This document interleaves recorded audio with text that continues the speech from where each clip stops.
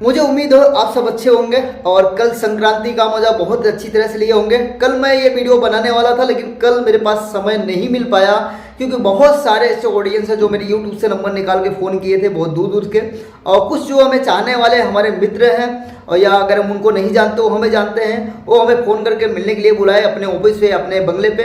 तो कल इसलिए मैं अपने खुद की ऑफिस पे नहीं जा पाया था, इतना बिजी था। वीडियो एक कल ही बनाने वाला था लेकिन बन नहीं पाया। अब आज के दिन में ये वीडियो धमाल मचाने वाला हो, ये अगर आप सुनोगे तो आप लाइफ से बहुत ही बड़ी चीज़ सीख सकते हो। आप ये वीडियो बहुत ही अच्छी होने वाली है, एक रियल स्टोरी, और स्टोरी जो सामने बंदा बात कर रहा है उसी की है, किसी और की नहीं है। सबकी अलग अलग स्टोरी होती है, सब अलग अलग जगह से इतिहास रच सकते हैं। तो ये स्टोरी एक इंसान की ऐसा है कि मैं आज 23 साल पुरानी बात कर रहा हूँ, मेरी उम्र जो भी लगभग 9-10 साल के बीच में थी लगभग समथिंग। तो मैं क्या करता था लाइफ में, मैं इतनी बड़ी पतंग जो है पहली बार बनाया था। लगभग 2 दिन लगा था वो पतंग बनाने में। उसके लिए तब शायद 25 पैसे का पतंग आता था, 25 पैसा 50 पैसा 1 रुपये का समथिंग बड़ी से बड़ी पतंग आती थी। लेकिन उस वक्त मेरे पास पैसे नहीं थे कि मेरे माता पिता के पास पैसे मुझे पतंग खरीद के दे सके। और हाँ, एक और अच्छी बात है जो अपना इसके बाद वो पन्नी नहीं आता जो कई भी पतरे पे डालते हैं, कोई उस पर डालते हैं, या गांव में जिसको मड़ई बोलते हैं, झोपड़पट्टी बोलते हैं, उसके ऊपर जो पन्नी डाला जाता है वो पन्नी में लगभग 50 पैसे का खरीद कर लेके आया था। 50 पैसे समथिंग इतना ही शायद था। मैं बोला पतंग इसमें मैं 2-4 बना सकता हूँ और यहाँ 50 पैसे की एक पतंग मिलती है, ठीक है। तो वो पैसा कहाँ से मैंने जुटा कर रखा था आपको ही बताऊंगा तो आपको बहुत सारी हंसी आएगी। बचपन में शायद जो गाँव के हैं इंसान, हमारे दोस्त हैं, मित्र हैं, वो ऐसा किया करते हैं। जो लोग ड्रिंकिंग करते हैं, जैसे रॉयल स्टेज की बोतलें होती है, ये सारी बोतल जो होती है, ये मैंने क्या करता था जब मैं पढ़ाई करता था ना, वो जुटा कर रखता था। तब उसकी बोतल की कीमत 50 पैसे 1 रुपये में जाती थी। अभी तो 5-10 रुपये में जाती है। तो मैं बोतलें जमा कर रखता था, उसको बेच के जो भंगार वाला आता था वो पैसे इकट्ठा करता था कि पतंग उड़ाएंगे, ये करेंगे वो करेंगे, ठीक है। तो मैंने वो पतंग ले आके 1 मीटर का पन्नी ले आके बढ़िया से पतंग बनाया, जो अपने बांस की पट्टी वट्टी लगा के बहुत ही बेहतरीन तरीके से पतंग में बनाया। और उसकी जो पूंछ होती है, जिसको आप जानते हो, पूंछ जो होती है, यहाँ पे अभी छोटी छोटी पूंछें चलने लगी, लेकिन वहाँ पे मैंने क्या किया, 2 मीटर की पूंछ उसकी लगाई। 2 मीटर की जैसे पूंछ लगाई, 2 मीटर की पूंछ लगाने में जितने भी पतंग उड़ाने वाले हैं उसमें वो बहुत एक्सपर्ट था। मैं आपको बताऊँ आप कितना एक्सपर्ट हो मुझे तो नहीं पता, आई डोंट नो। मैं ये बोलता हूँ जितनी लंबी पूंछ लगाओगे उतनी आपकी पतंग नाचेगी नहीं, बहुत ऊपर जाएगी हाई में, ठीक है। तो कितना भी कम हवा रहे वो हाई में चली जाएगी, ठीक है। तो मैंने वो सारी पतंग बना के तैयार किया और इसके बाद जब मैं उड़ाने का टाइम आया तो मैंने कुछ जितने भी धागे थे घर के, सारे धागे तो ले ही लिए थे, लगभग 1.5 किलो धागे, वो सब डाल दिया। और मैंने 5 रील लाया था, जो आप जानते हो कि पतले वाले रील आते हैं 5 रुपये, तो 5-7 रुपये का, पहले 2 रुपये के आते थे, 2 रुपये का आते थे, 1.5 रुपये का आते थे। और रील में मैंने वो 5 रील भी छोड़ दिया धागे का, और वो पतंग उड़ाने लगा। बहुत ही आसमान छूने वाली थी पतंग, क्या आसमान छूने वाली थी। वो पतंग देख के मेरे बहुत सारे दोस्तार लोग सोच रहे थे कि ये विजय क्या कर दिया, और बहुत सारे लोग उस पतंग पे मर रहे थे। तब तक वहाँ पे एक हमारे गांव के बहुत बड़े घर के लड़का है, नाम तो नहीं बताऊंगा, जात का ठाकुर था, जिसको आप बोल सकते हैं सिंह। तो आया और मैं उससे काफ़ी डरता भी था। तो आया, अब मेरी उम्र शायद 9 से 10 साल थी, और इसके बाद उसकी एज समथिंग 18 साल, मेरे से डबल। अब आया हमारा हट्टा कट्टा है, बोला ये पतंग मुझे दे दे विजय। अरे हम कहे नहीं भैया, ये मैंने बहुत गरीबी से बनाया हूँ, ऐसे ऐसे करके बनाया हूँ, और पूरी ताकत लगा के उसमें बनाया, पूरा दिमाग लगा के बनाया था, मैं पतंग कैसे देता, मैं उड़ा रहा हूँ ऐसे ऐसे करके, ठीक है। अब वो आके इस तरह से बात करने लगा और इसके बाद मैं देने से इनकार कर रहा। इसी तरह बहस चलती रही। वहाँ पे 2-3 और लेडीज से थी, अपनी वो गेहूँ जिसको बोलते हैं, गेहूँ के खेत में कुछ वो क्या बोलते हैं, घास वूस छील रहे थे। और इस तरह से वो लेडीज़ें जो है, बहुत सारे लोग जो काम करते थे खेत में, वो बोलने लगी कि विजय एक अच्छा लड़का है, गरीब लड़का, उसको क्यों आप परेशान करें। लेकिन वो बंदा मान नहीं रहा था, मेरे से सीना झपटी पसंद करने लगा। पतंग तो आसमान में उड़ रही, खाली धागा है, मेरे हाथ में रील है, ठीक है। वो मैंने सब कुछ हाथ से ही बनाया था, वो क्या चप्पल के काट के साइड लगा के, बीच में डंडे ही लगा के, वो मैंने हाथ से ही बनाया था सब। अब मेरे से सीना झपटी करने लगा, और इसके बाद क्या हुआ, लास्ट में वो पतंग हाथ से छूट गई। अब हाथ से छूटने के बाद हुआ क्या, अब वो सीन जो हुआ था ना, अब आप भी अगर एक बार सोच के दंग रह जाओगे, वो पतंग कहाँ जाके गिरी होगी सोचो।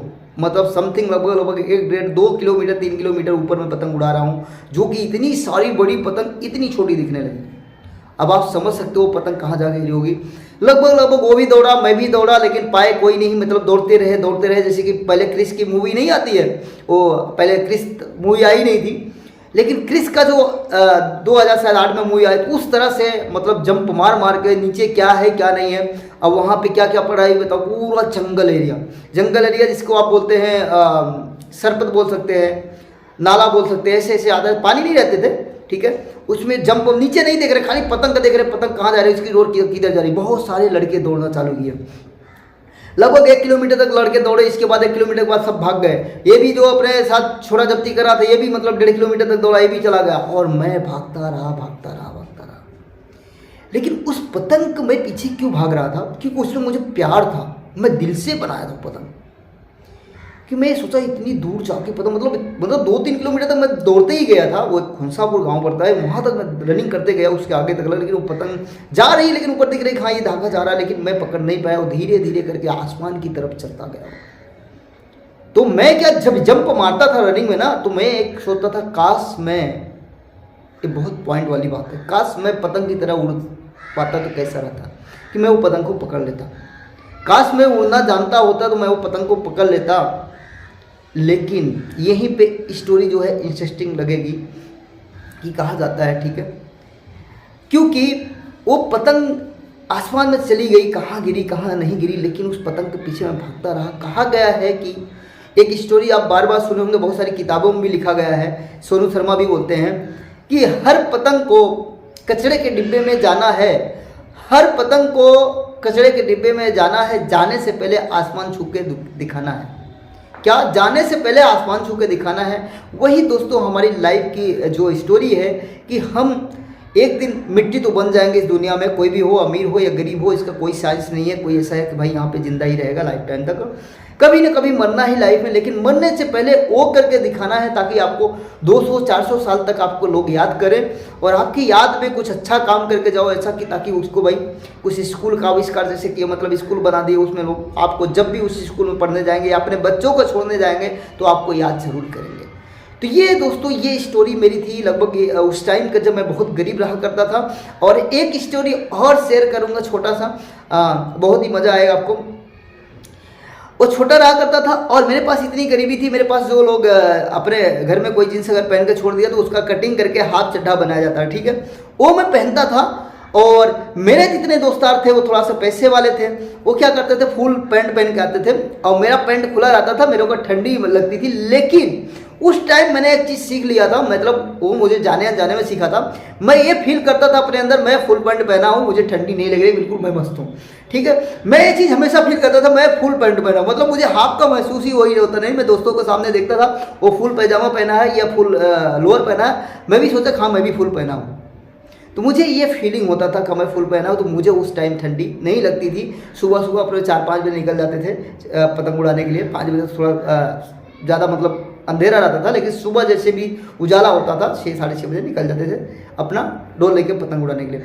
तो दोस्तों ये स्टोरी से आपको क्या सीख मिली, और आपके लाइफ में कभी ना कभी ऐसी घटना घटी होगी तो आप मुझे कमेंट करके ज़रूर बताएं कि मेरे लाइफ में विजय सर ये क्या घटना घटी है, और हो सकता है उसके बारे में आपकी कुछ लाइफ में वीडियो बनाऊं। दूसरी चीज़ ये है, अगर दोस्तों आपको यूट्यूब चैनल नहीं है, चैनल चालू करके आप अपने जीवन की स्टोरी शेयर करते रहो यार। इससे क्या है, लोग आपसे इंस्पायर होंगे। अब मैं लाइफ में कभी नहीं चाहता था कि भाई लोग मेरे को, कल काफ़ी लोग फ़ोन किए, मैं क्या बताऊँ, यूट्यूब से नंबर निकाल के, पहले बहुत सारे फ़ोन आते थे प्रोडक्ट लिए, लेकिन हैप्पी संक्रांति बोलने के लिए मुझे काफ़ी लोग फ़ोन किए, तो उनको मैं तहे दिल से धन्यवाद करना चाहता हूँ, करता हूँ, जो मुझे याद करते हैं। और मैं चाहता हूँ उनकी मैं जो वीडियो बना रहा हूँ, शायद इस वीडियो से उनको काफ़ी ना काफ़ी फ़ायदा हो रहा है, इसलिए मुझे याद कर रहे हैं। जब दोस्तों आप दूसरे की ज़िंदगी में जैसे कि वैल्यूएबल इंसान बन जाएंगे ना, तो आपकी इज्जत कहीं ना कहीं यहाँ से, ये मतलब ज़मीन से आसमान तक पहुंचने में समय नहीं रहेगा। इसलिए कुछ जो भी आपके अंदर टैलेंट है, आपके अंदर जानकारी है, आपको लग रहा है हाँ दूसरे को मैं बता सकता हूँ, दूसरे को मैं सिखा सकता हूँ, उससे दूसरे को कुछ ना कुछ फ़ायदा होगा, कुछ ना कुछ आगे बढ़ेगा, कुछ ना कुछ पैसे कमाएगा, तो आप ज़रूर सिखाइए। ये अपने आप को कभी बड़ा छोटा मत मानिएगा। मैं बताया, मैं कभी जीरो था, कितना गरीब था, मैं मिडिल क्लास से भी नहीं था, एकदम मतलब जो लास्ट वाले गरीब होते थे वो फैमिली से मैं आया हूँ, आप समझ सकते हो, ठीक है। अब कभी ना कभी मेरी बुक में मेरी स्टोरी आएगी, ऐसी सारी चीज़ें। मैं बुक तो लिखना चालू कर दिया हूँ, एक चैप्टर और बाकी है। अब इसका पब्लिश करने का भी टाइम डिसाइड नहीं हुआ है, जैसे डिसाइड हो जाएगा मैं आपको किसी न किसी वीडियो में आपको ज़रूर बताऊंगा। और बुक बहुत ही अच्छी होने वाली है, जो मैं शायद कभी आपको ऑडियो वीडियो में नहीं बताया हूँ, वो सारी चीज़ें उस बुक में लिखा हूँ, क्योंकि मैं पूरी जान डाल दिया वो बुक में, क्योंकि मैंने जो सारे 5-6 लाख रुपए मेरे ऊपर खर्चा किए थे सीखने के लिए, वो सारी बुक में वो लिख दिया हूँ। ठीक है, मिलते हैं हम नेक्स्ट वीडियो में। थैंक यू सो मच, यहाँ तक हमारी वीडियो देखने के लिए बहुत बहुत धन्यवाद। आपका प्यार इसी तरह बना रहे और हम मिलते हैं नेक्स्ट वीडियो में। Thank you so much.